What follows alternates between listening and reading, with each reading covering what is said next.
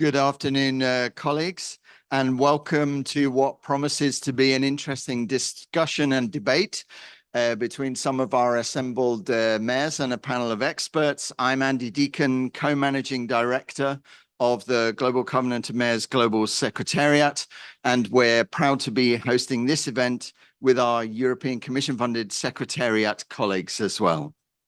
The 2023 Global Covenant of Mayors Aggregation Report will formally be launched early next week on the 11th of December, but today's discussion is a sneak peek at some of the key findings from that work, and we'll share local perspectives from some of our Global Covenant of Mayors board mayors on how this data is supporting their climate action efforts on the ground and with their communities. Over the next hour, the session will provide a high-level overview of the 2023 aggregation report. And for each key theme or report chapter, we will have a technical expert share some highlights and a local mayor respond with some relevant local experiences for each of the topics that we're going to discuss. We'll also showcase a GCOM and WRI report launched here at COP28 as part of the Local Climate Action Summit, Integrity Matters, which we were very pleased that the UN Secretary General made reference to in his opening remarks during LCAS. And our colleagues from CDP will share some key findings from the latest Global Infrastructure Snapshot report launched last week and supported with funding via the Global Covenant and Bloomberg Philanthropies. We have lots to cover in just under 60 minutes, so let's get started straight away. And I'm going to introduce you to a good friend of the Global Covenant, a strong supporter of science-based climate action, Paolo Bartoldi from the Joint Research Center of the European Commission. Paolo, over to you.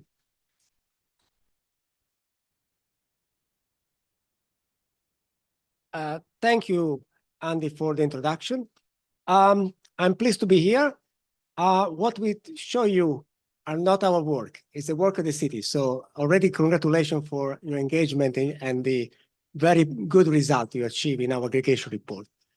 So we are here in the year of this global stock taking, and nations are looking how the greenhouse gas emissions are reducing or should reduce, and how they're adapting to an increased number of natural-induced disasters, flooding, forest fire that hit our cities and our citizens.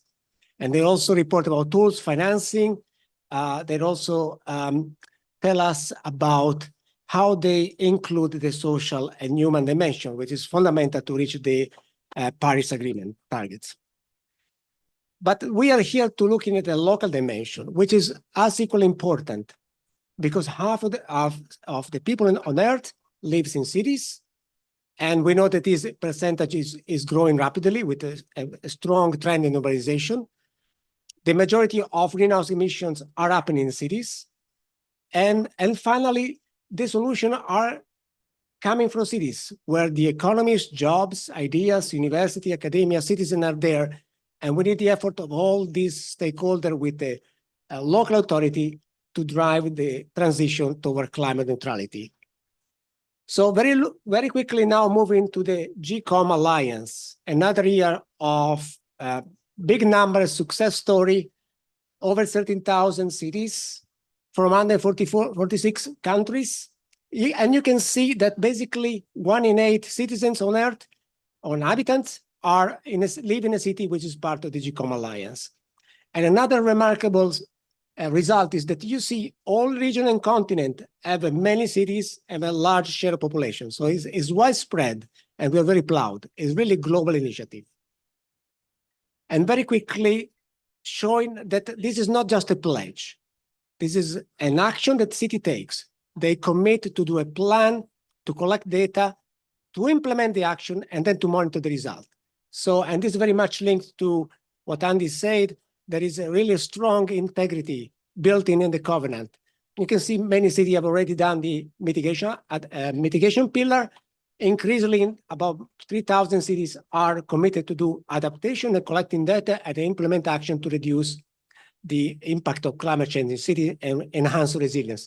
And finally, our new pillar, the energy access and energy poverty pillar, is already implemented by over 1,000 cities. So remarkable result. And with this, I pass the floor to Peter Hems, which is Director of Data at the GCOM Secretariat.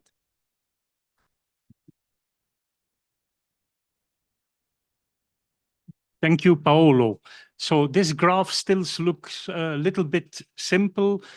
I will now start with the more difficult graph and the most difficult of this exercise. So let's have a look at the most difficult graph, and I will try to explain it in as simple wording as possible.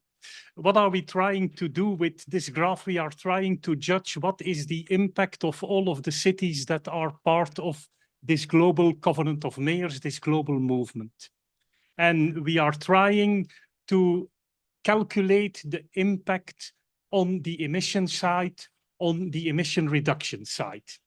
And to do that, we have created this graph that shows at the top in the dark blue, it shows the baseline. And the baseline is, suppose that we are not doing anything, where will we end up? And you see that the situation only gets worse.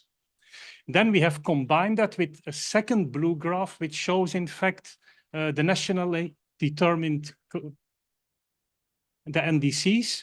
Okay, that is the second graph. And then we have a couple more. We have the enhanced ambition, and that is the calculation that we have done about the GCOM cities. Where will the GCOM cities end up with what we know today, the emission inventories that we have received from those cities, and the targets and the actions that they are taking. And then we have a final graph, which is a median scenario of the 1.5 degree scenarios, a medium of that. And we see that there is still a gap, but if cities are taking all of the actions that they promise through their commitment to GCOM, if they are taking and having reaching all of their targets, we are getting close there, but we still have a gap.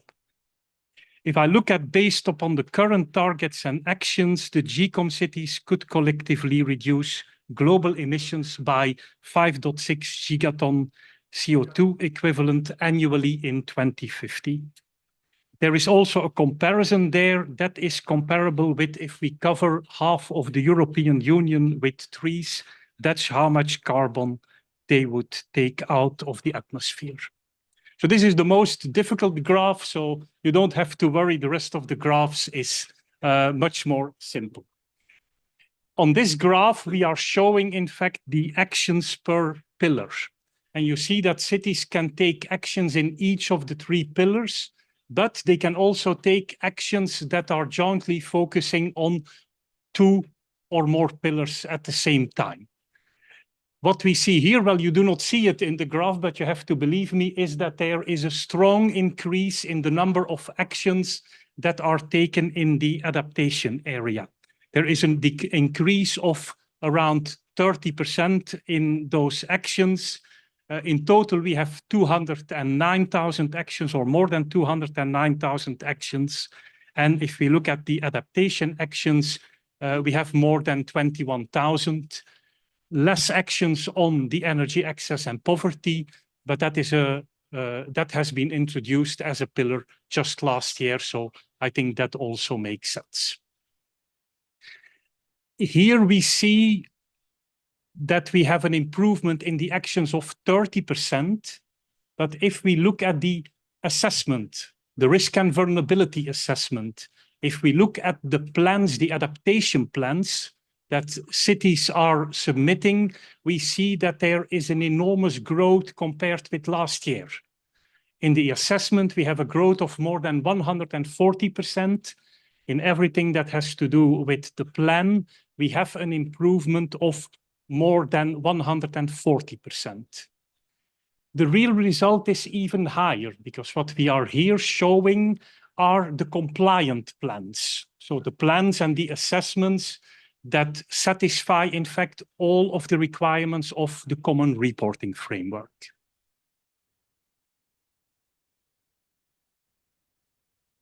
Another great result we see here in the risk and vulnerability assessments. We see here the climate hazards that are covered in those risk and vulnerability assessments. If we look at the risk and vulnerability assessments, there is around 50 to 60% that report information on the vulnerable populations that we see on the, oh, we don't see it on the next slide, sorry.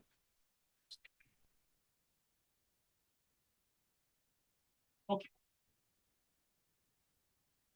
Sorry for this.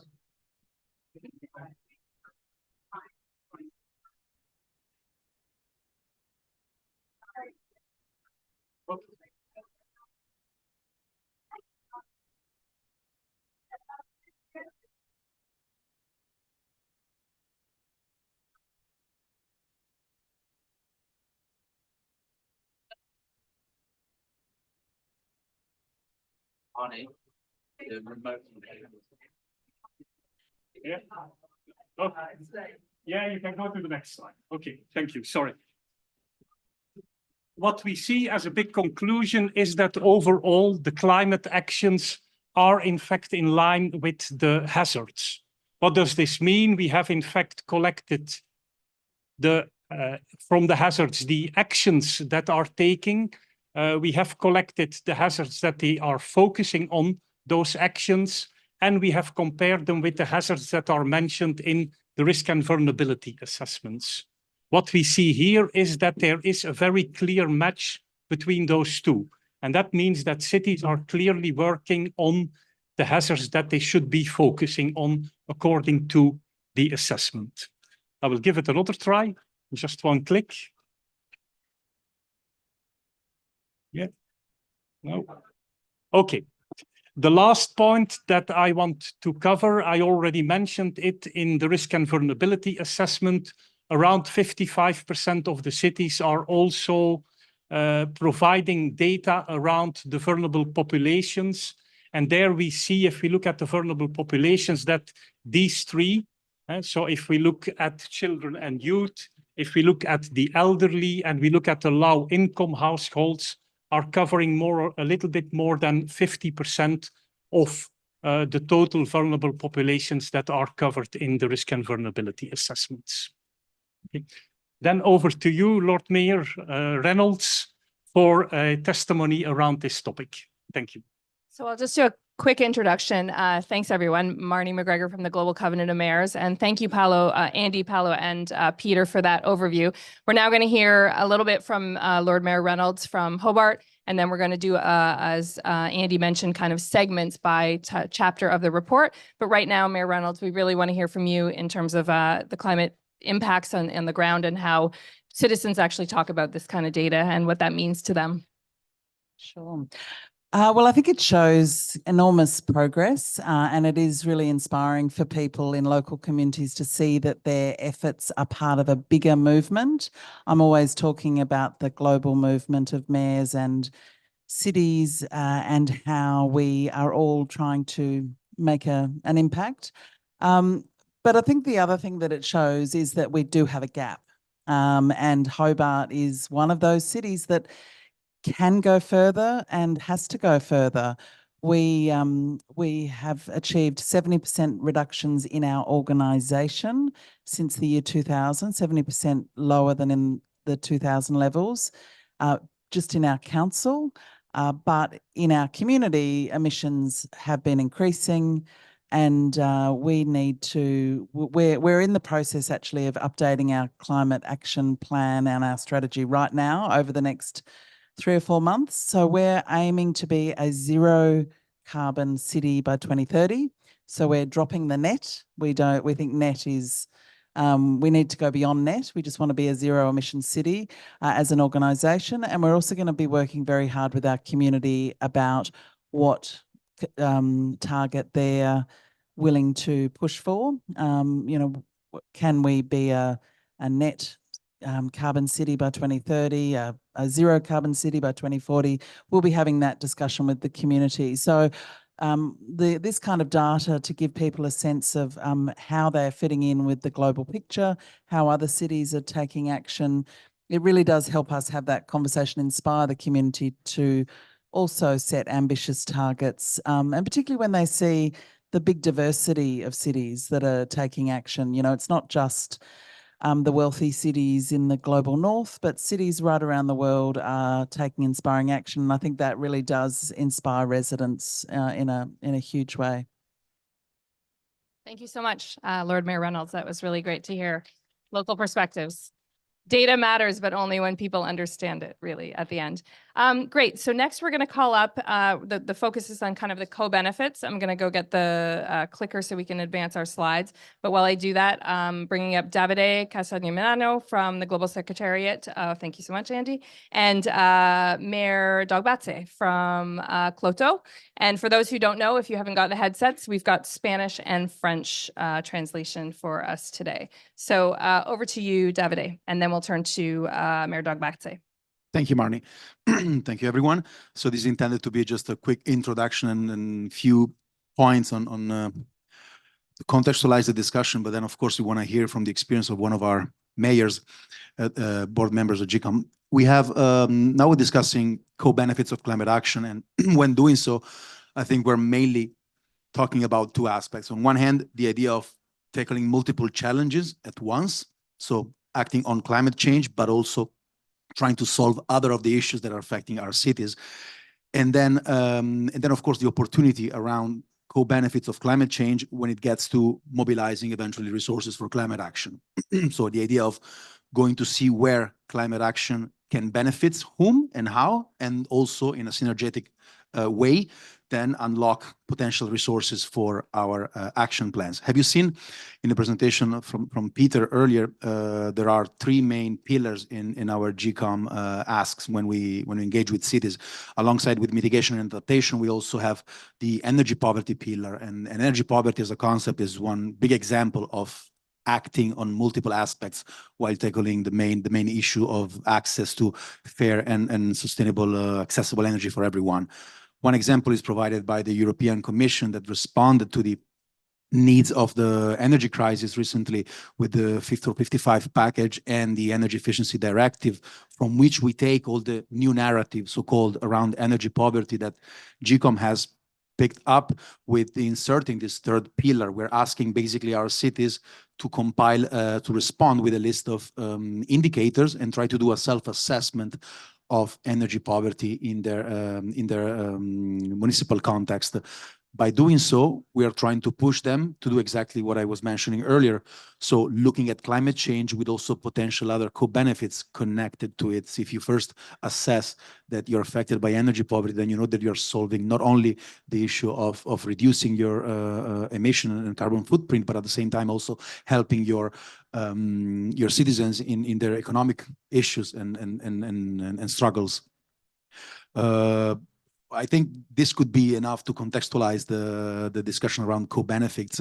We have examples, of course, from cities within the GCOM. There are examples of actions identified thanks to the self-evaluation on energy poverty. You have the case of Rome and Barcelona, where mayors have set up desks where citizens can go and get information on how to reduce their energy consumption, or and then eventually their energy bills. We also have other examples like Warsaw, where the city helps the households to switch from fossil fuel-based sources of energy to more renewable ones, still in the context of tackling energy poverty. And this is what I meant for helping our cities within GCOM designing actions that are more systemic in terms of approach and solving multiple issues. We have a mayor here with us, and I'm passing the floor to Mayor Dogbatse now. That we know have presented one action plan recently, so it's going to provide us some insights on this tackling co-benefits and systemic approach to climate action through sustainable action plan. Please.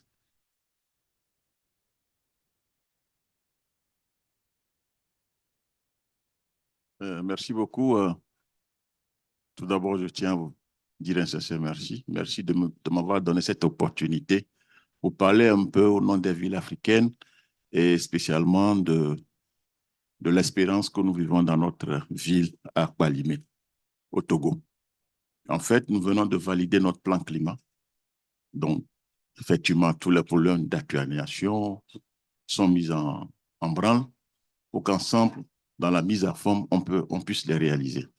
Vous savez que les villes africaines sont en croissance exponentielle. Et comme on le dit, d'ici 2050, le quart des citoyens du monde deviendront africains. Ce qui prouve alors que ça devient important, très important. Régler les problèmes d'inondation, régler les problèmes d'énergie dans les villes, tout en réglant également les problèmes de l'eau et d'agriculture dans les campagnes. Il y a les villes intermédiaires qui existent et qui produisent donc de la nourriture ou bien qui produisent un peu de tout pour envoyer dans les grandes villes, dans les grandes agglomérations. Alors, qu'est-ce qui se passe au jour d'aujourd'hui? Inondation, les plantations disparaissent. Par conséquent, il y a les épidémies, il y a la famine et avec tout son cortège de ce qui suit. Donc, il est d'abord important de régler les problèmes énergétiques. Et ce que nous faisons au jour d'aujourd'hui, nous sommes en train de transformer pratiquement notre ville rien qu'avec des panneaux photovoltaïques pour régler d'abord les problèmes d'énergie. Ensuite, il y a 2 jours au pavillon du Togo, on a signé l'installation d'une grande centrale photosolaire en Afrique de l'Ouest, qui sera donc dédiée au Togo, chez nous, pour essayer de régler les problèmes d'énergie, ce qui prouve quand même qu'on est en avance. Mieux, le même jour, on a signé également une assurance paramétrique pour régler les problèmes d'inondation, pour dire qu'on est en train de prévoir tout ceci. Les jeunes qui se déplacent donc des villages pour venir en ville, en abandonnant les villages et les richesses. Donc, il faut les régler. Et mieux, on est en train de régler également les problèmes d'énergie pour transformer la plupart des motocycles en motos électriques. Et il y a une petite unité qui s'est déjà basée au Togo, qui a commencé par transformer, recycler, pour qu'on aille à l'énergie au niveau des motos électriques. Comme je l'ai dit la fois dernière, dans nos pays africains, la plupart, les motos, ceux qui vont en moto dépassent ceux qui sont en voiture. C'est pour vous dire qu'il y a urgence. Et comme on le dit, l'Afrique est le continent de demain. Donc, il est temps de commencer par investir. Et c'est dès maintenant. Parce que quand vous allez venir en retard, il n'y a plus de place. Les Chinois s'agitent. Tout le monde, les Indiens sont là. Il est donc important qu'on ait ensemble, qu'on puisse tendre la main aux villes africaines. Ça, c'est vraiment important. Et je le dis, je le répète, l'Afrique est le 2e poumon de l'humanité. En considérant le bassin du Congo, qui est l'une des richesses de l'Afrique et l'une des richesses mondiales. On partage le même ciel. Par conséquent, on a l'obligation de s'entraider si nous voulons réussir. Soit nous allons vivre ensemble ou nous allons périr ensemble. C'est ça le plus important. Donc, à la COP 28, au jour d'aujourd'hui, on peut dire que c'est la COP de l'espoir. Il y a beaucoup de choses qui se passent. Et les redistributions au niveau des dommages, et je pense qu'il y a une enveloppe qui a été votée. C'est déjà pas mal. On va avancer pour qu'on puisse bouger. Donc, les villes sont en métamorphose, les villes sont en mouvement, les constructions qui suivent un peu de gauche à droite, mais en respectant effectivement les normes climatiques. Alors, dans le plan climat de ma commune, qu'est-ce que nous avons prévu?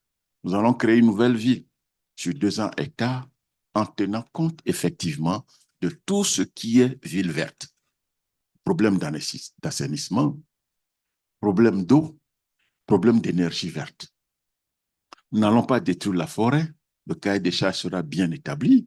Pour construire donc ta maison, tu as besoin de garder la forêt et construire peut-être sur 300 mètres carrés. Et la forêt qui permettra à ce qu'on puisse respirer. Voilà un peu la vision que nous avons pour notre ville. Et je pense qu'au jour d'aujourd'hui, on ose croire que demain, il fera beau pour l'Afrique. Mais il fait déjà beau pour l'Afrique. Il faut venir très tôt et investir dès maintenant. Merci beaucoup à vous. Merci. Merci, Monsieur Maire. I really like the electric motorcycle idea. I live in Athens, Greece, and I think that that's very much needed there. But and I love the breathing respiramo piece. I think that's very important. So thank you so much for your contributions, Davide and Monsieur Maire. So next we have from the Global Covenant Secretariat, Agathe Caviccioli and Monsieur Maire Youssef from Menyez, Lebanon. And they will be speaking today a little bit about, you've heard this throughout the COP and throughout all of our work that the LGMA and ICLEI and GCOM and others are working on, is the multi-level governance. We use this term a lot, but Agat's going to give you a little overview of something very tangible that just came out earlier this week. Very exciting. And Monsieur Maire is going to give a little bit of context from his city in Lebanon, very important location in the world right now. Thank you. Over to you, Agathe. Thank you so much, Marnie, and good afternoon, everyone. I'm really pleased that you're all still here at such a late hour. And I'm about to tell you about CHAMP, which is a truly historical and a really fascinating initiative that GCOM have had the huge honor to be able to advise the COP28 presidency on in the last 6 to 8 months, along with many esteemed colleagues that support this multi-level action and urbanization pavilion, and along, of course, with the support of Bloomberg Philanthropies. The COP28 presidency and Bloomberg Philanthropies have really recognized the important role and the leadership of local governments around the world, and I think CHAMP is a really fantastic initiative to celebrate this. And it was announced last week. It is, as of today, endorsed by 64 national governments. You might have seen this projected onto a huge building when you enter the COP. But if, like me, you look down when you walk and not up, I'm happy to tell you a little bit more about the detail of the CHAMP initiative. The CHAMP initiative is a commitment by national governments, and I've mentioned 64 of them have endorsed it. This commitment is very simple, but it is very ambitious. It says that those national governments that have endorsed CHAMP will work collaboratively with their subnational governments to consult them and to include them into the development, into the financing, and into the implementation of climate strategies. And it is particularly important in this point in time because we are 2 years away from when the next NDCs are due in 2025. And during this year's Global Stocktake, we are learning that action by national governments alone is insufficient, and this really calls for multi-level collaboration and action. A second really important pillar to the CHAMP commitment is that those nations that have endorsed it are also committing to elevating actions, policies, and initiatives from their subnational governments into their NDC investment plans. This means that with CHAMP, we are getting national governments recognizing that the priorities at the subnational level on the front line of the climate crisis are of national interest and are national priorities, which is going to tremendously help local governments access funding and unlock more resources for implementation of really critical action at the local level. Now, to conclude, I really cannot overstate just how transformative this is. This is the culmination of nearly a decade of advocacy by the local governments and municipal association, including by our hosts, ICLEI here, who have been absolutely tremendous in organizing us to achieve this. And I think most importantly, it is an incredibly powerful way for national governments to demonstrate that they are ready to work with their subnational governments, and that collaboration will get us further and faster on track with the 1.5 goal of the Paris Agreement. But enough with me. I think what is really interesting is to hear. Bravo for that for a second.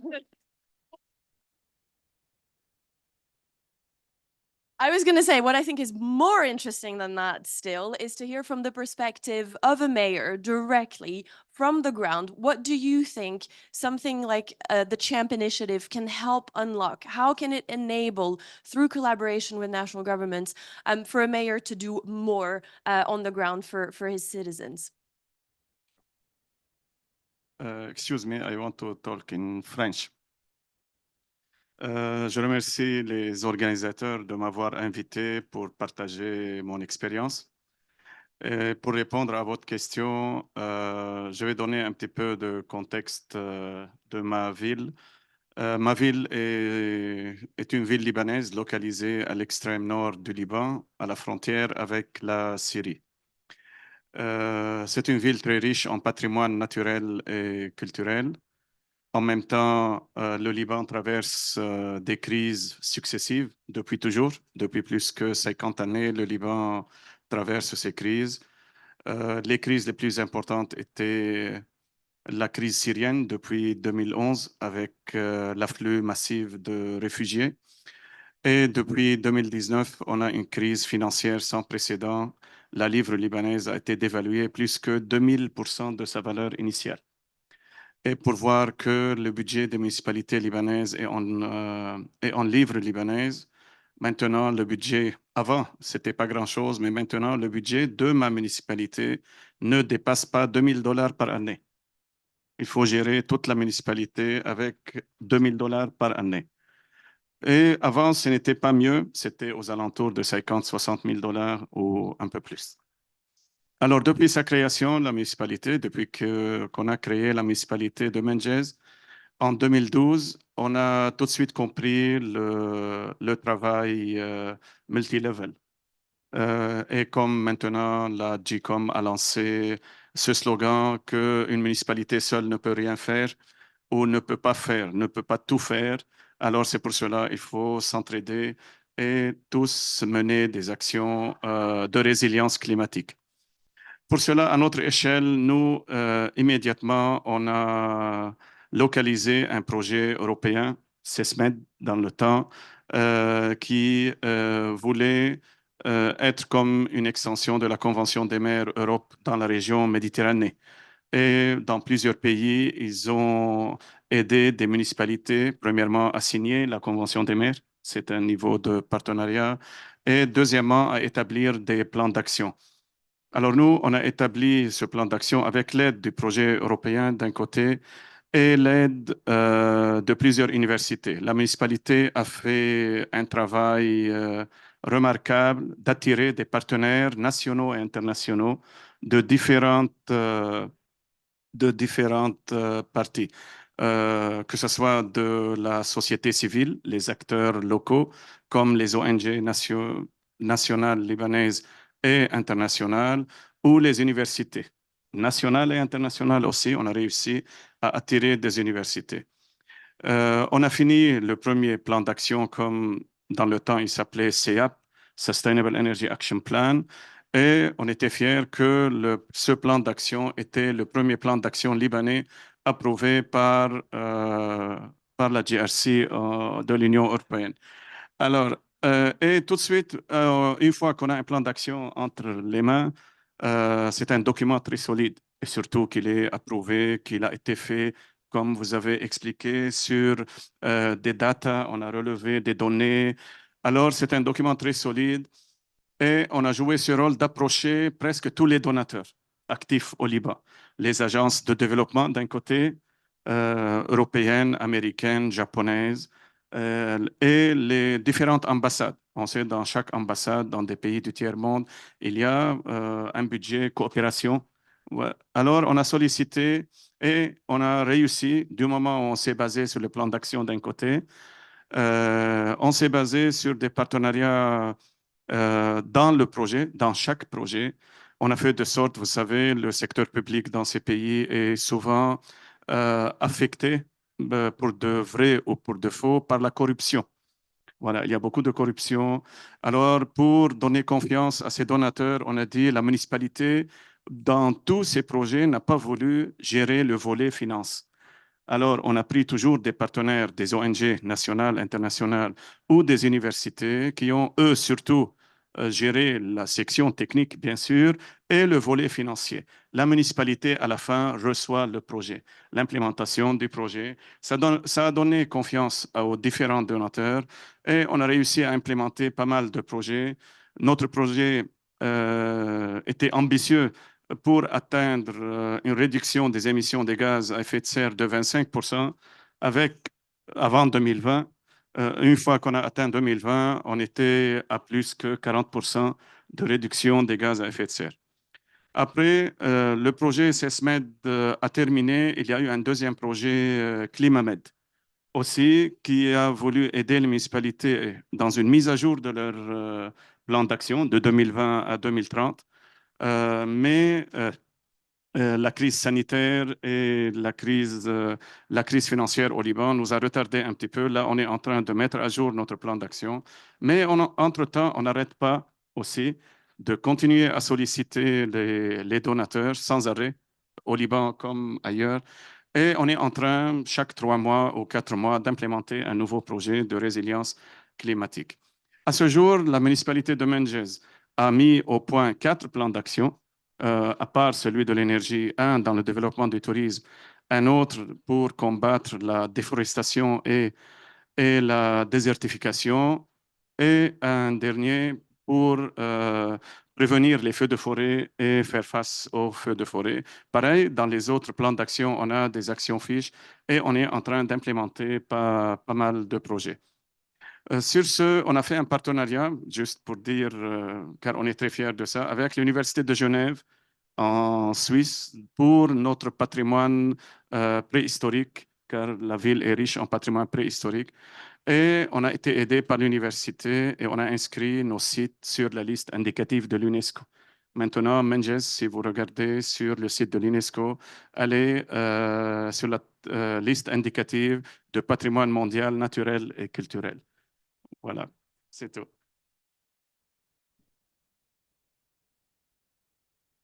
Merci, Monsieur Mayor. What I think is so interesting is that you managed to highlight all of the pieces of multi-level governance in terms of the local level, the state level, the national level, bringing in also other partners like universities and the European Commission and others. And I think that just demonstrates with all of those projects and all of those plans that you're speaking about the importance of how much the partnership really matters in terms of those specific levels, and particularly given where you're located and the challenges that you're facing. And also you managed to reference the importance of data, which was very much a bonus point for this discussion. So merci, both of you. Thank you so much for your perspective. Thank you. Juste pour dire encore un mot, des fois, voilà, il n'est pas important de demander de l'argent. Voilà, une fois qu'on a établi des études et des documents solides, voilà, l'argent vient tout seul. C'est ce que je veux dire. Money, money, money. Money, money, Okay. money. No. Okay, merci. Merci beaucoup. Great. So for the last bit, we're going to just switch gears a little bit and move in partnership with the aggregation report. We've got our partners here from the CDP Climate Disclosure Project. We've got Pietro Berlazzi. You can step up to the podium. He's got a few slides to show us with the CDP Global Infrastructure Snapshot that GCOM's proud to have worked on with many of our colleagues and the CDP team. So he's going to give a bit of a quick update with on that. And then we will switch to the last topic, which is definitely not last but least, some gender and inclusion. But over to you, Pietro, for a few slides. Yeah, thank you very much. My name is Pietro Bertazzi. I'm the Global Director of Policy Engagement and External Affairs at CDP. For those that are not very familiar with the organization, CDP is a global not-for-profit that helps companies, cities and regions, and financial institutions to disclose their risks, opportunities, dependencies, and impacts on climate, water, forest, and we're expanding to the broad environmental remits.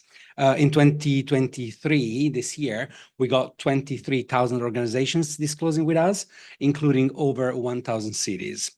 I'm particularly delighted to be to speak here today about the Global Infrastructure Snapshot that was just launched ahead of COP.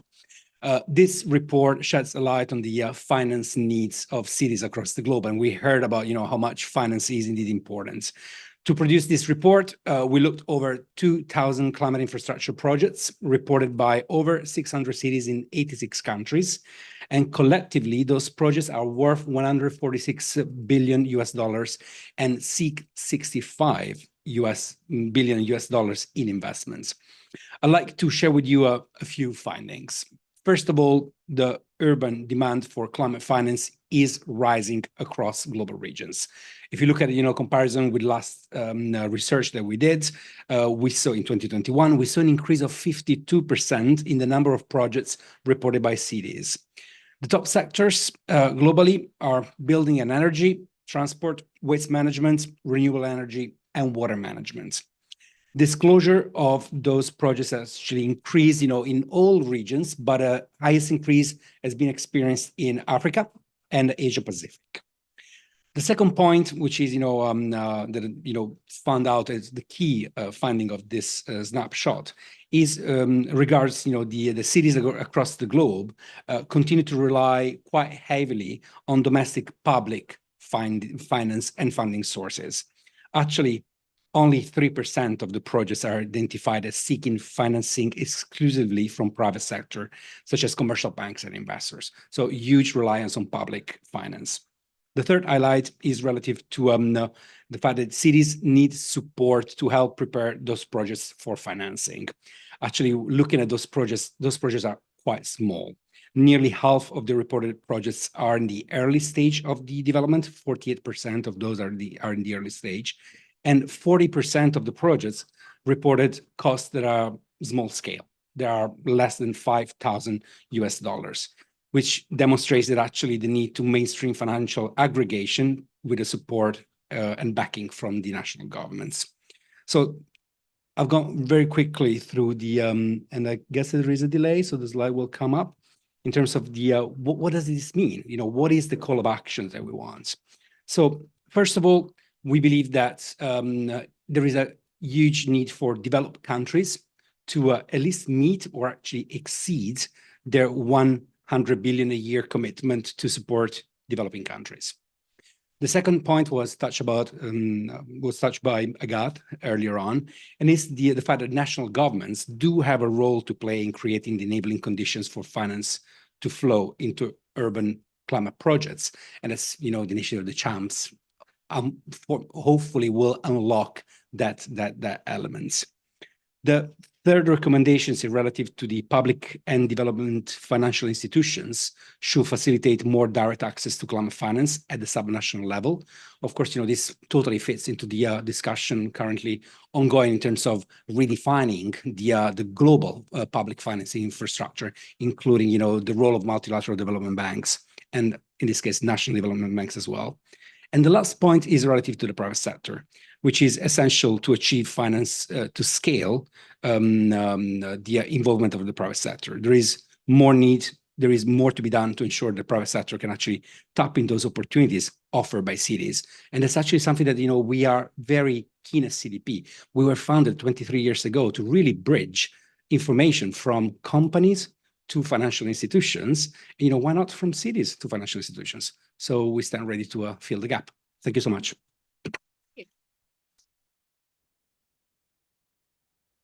Thank you so much, Pietro. And I think the work that we do together and the CDP ICLEI reporting track and all those pieces is very much important and this just came out last week, I think, right? November 30th. So hot off the press.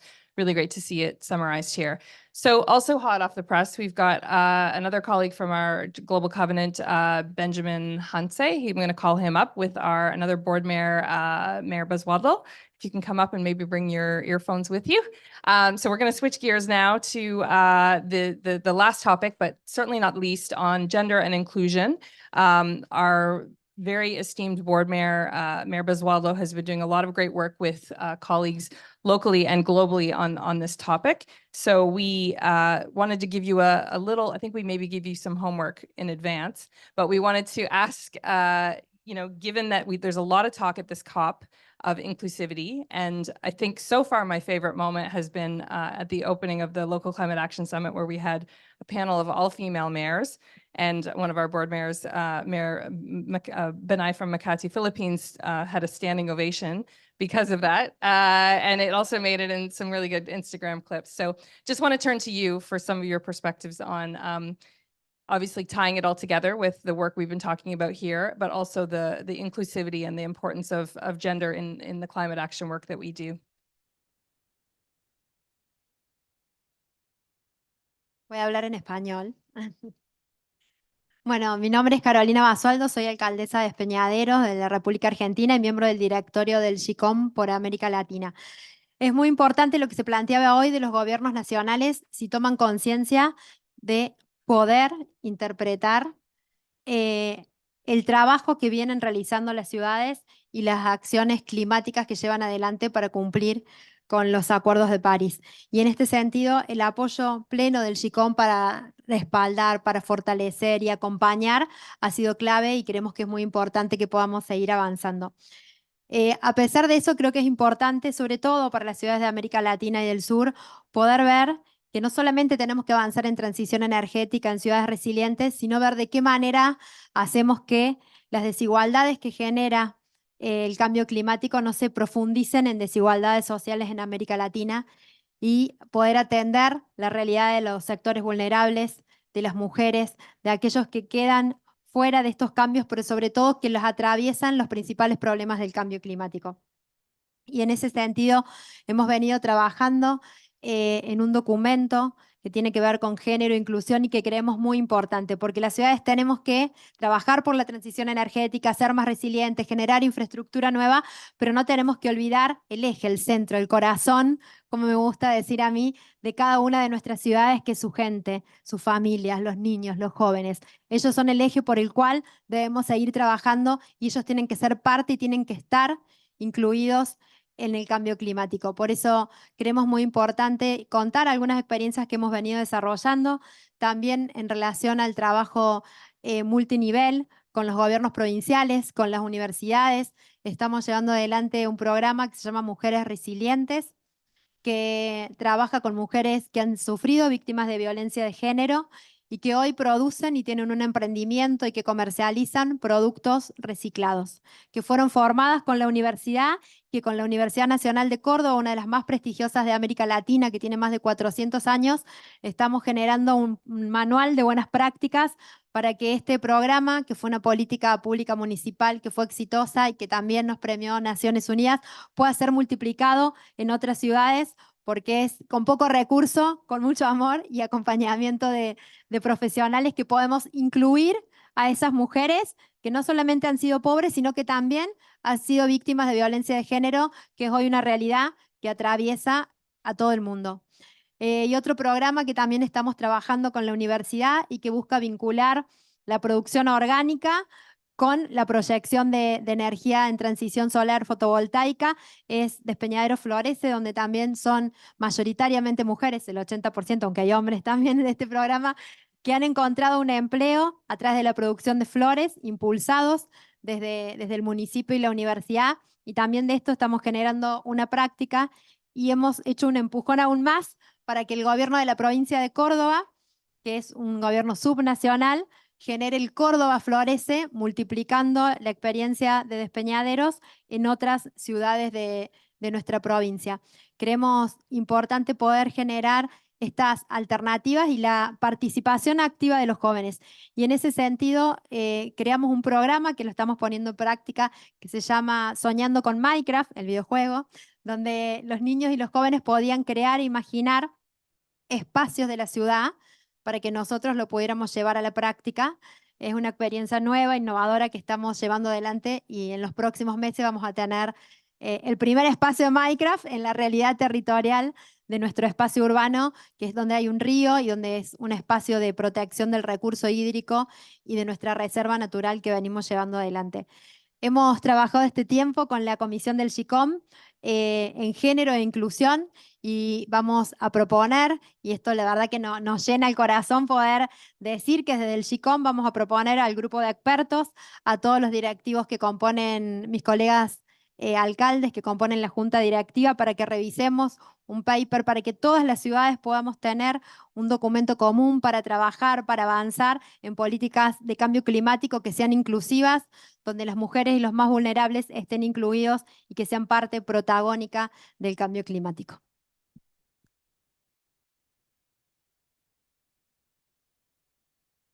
Amazing references and specific examples. And I have to say that those products that you share with us from the products that you share with us, the examples of that circular economy, I've been giving, the gifts are beautiful and they are absolutely the most impactful in terms of some of the very tangible local economy and impact for gender and climate. So thank you so much for your work on this and your continuing perspectives.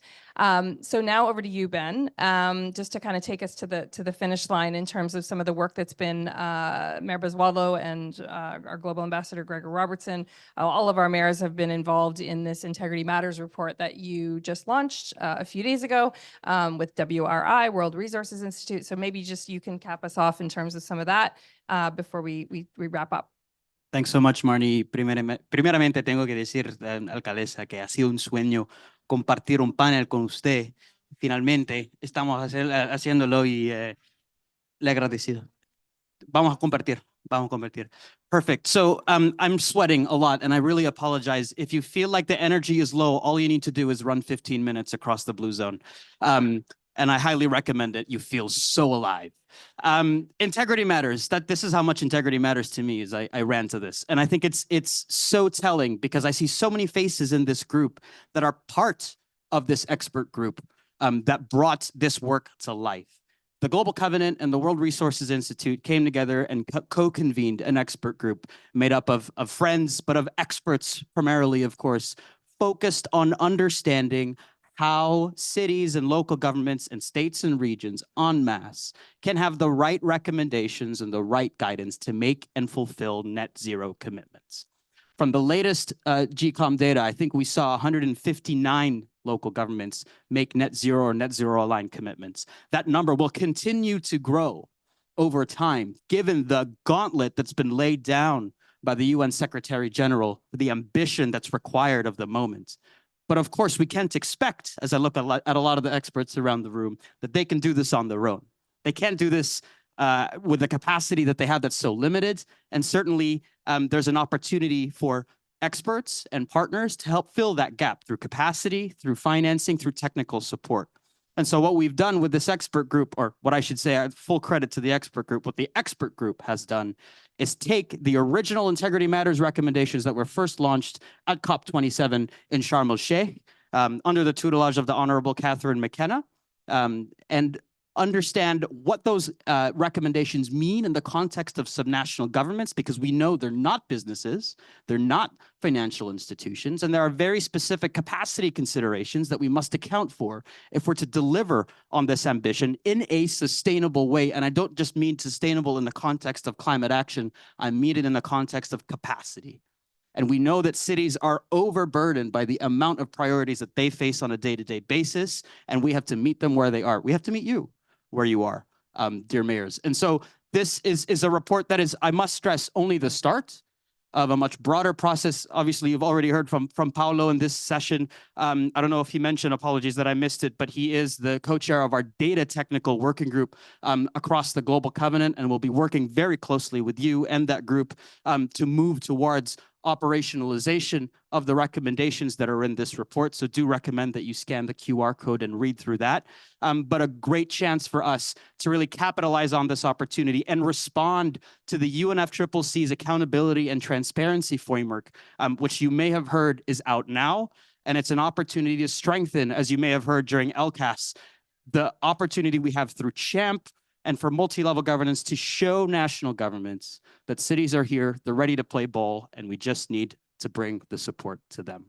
I don't know, Mayor Basualdo, if you wanted to add anything to that in terms of the report. Sí, que como decía el secretario Gutiérrez en el inicio de la... Me voy a escuchar en el inicio de la cumbre de acción climática en los primeros días en la COP. Estas recomendaciones tienen que ser urgentes y ya, entonces es nuestra obligación tomarlas, agradecer porque hemos sido parte del grupo de expertos y digo, ha sido pensada para ciudades pequeñas como para las nuestras y para ciudades capitales del mundo. Entonces esta diversidad de todos los continentes, del tamaño de las ciudades, de escuchar las voces de todas las ciudades, lo quiero agradecer en nombre de todos mis colegas porque hace a la diversidad haber hecho un estudio profundo, no pensado solo en las grandes urbes, sino también en las realidades del norte, del sur, de las ciudades grandes, de las ciudades pequeñas, y que cada una de las ciudades que somos parte del SICOM nos comprometamos a promover este informe porque nos va a permitir tener una línea madre común para avanzar, para trabajar, para ir más rápido en las acciones del cambio climático. Simplemente eso. Thank you so much, Noah. Gracias. And I need to give also credit to the chair of this expert group, our global ambassador, of course, Gregor Robertson, who masterfully led those discussions. They were not easy. You can imagine many of the debates that were had in those rooms, and we will continue to have those debates. We welcome those.